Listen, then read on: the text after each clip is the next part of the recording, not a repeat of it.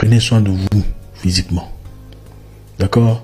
Vous êtes encore trop jeune pour avoir un gros ventre comme ça. C'est entre nous, hein, frère, je dois vous dire la vérité. Prenez soin de vous. Faites un peu de sport. Mettez-vous en forme. Soyez un homme avec une bonne dose de testostérone. Il a trop raison, hein. Il y a trop de gens qui se laissent aller. Hein. Franchement, il y a des gars, tu te demandes si ce sont des gars, mais le pire c'est que ça leur pose même pas de problème, quoi. C'est-à-dire que le mec, tu vois, soit il est trop enveloppé, soit il est trop mou, soit il a pas d'influx nerveux.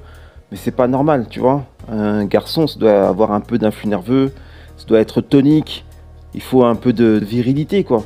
Et lorsque vous avez beaucoup de gras, lorsque vous avez trop de gras, lorsque vous vous laissez aller et que vous n'avez pas de tonus, vous commencez à développer en fait des hormones féminines.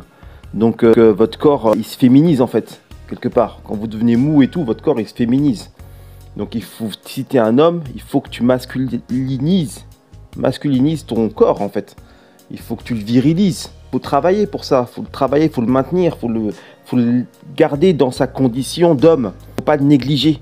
Il ne faut pas négliger son physique, il ne faut pas négliger, parce que un homme est censé avoir une fonction, donc de protection. C'est comme si en fait, tu étais un militaire qui n'était pas entraîné.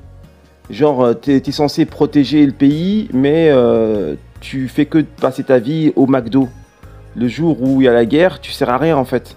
Ben, un homme, c'est un peu la même chose. Dans la cellule, on va dire, familiale, cellule protecteur, donc il faut tout le temps être prêt à la guerre. Et donc, faut que tu limites le McDo, il faut que tu t'entraînes pour être prêt au cas où il y a un conflit.